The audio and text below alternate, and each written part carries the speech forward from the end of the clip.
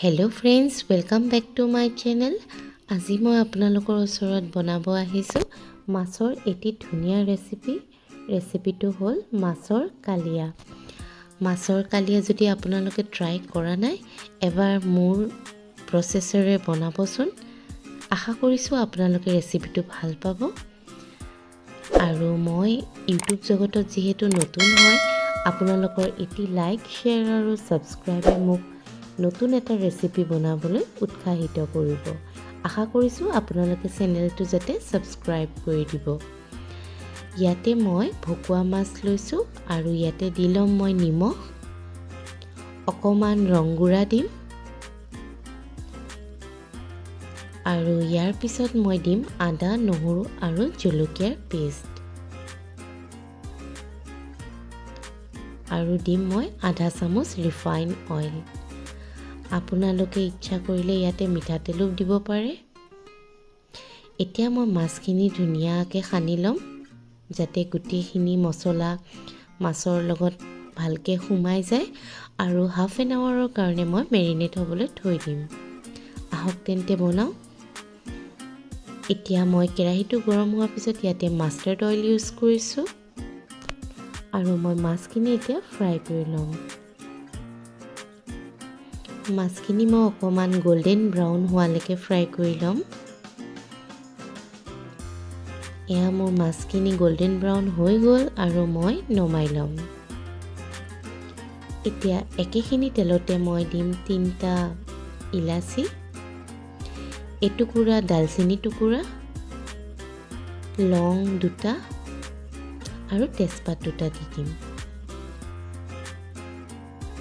এতিয়া অকমান লৰাই দিয়াৰ পিছত মই ইয়াতে এটা পিয়াজ কাটি লৈছিলোঁ, পিয়াজখিনি দি দিম। পিয়াজ মই ইয়াতে মাছৰ কালিয়াত 2 ধৰণে ব্যৱহাৰ কৰিম। এতিয়া পিয়াজখিনি অকমান ভাজি হোৱাৰ পিছত মই পেষ্ট কৰা পিয়াজখিনি দি দিম। মই 2টা পিয়াজ মিক্সি জাৰত পেষ্ট কৰি লৈছিলোঁ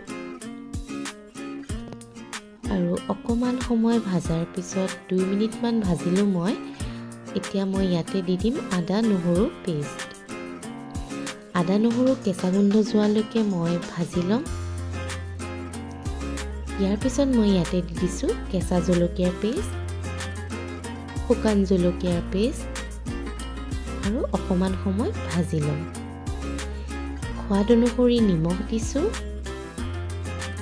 অকমান ৰংগুৰা, ধনিয়া পাউডাৰ 1 চামুচ, কাশ্মীৰী ৰেড চিলি পাউডাৰ 1 চামুচ।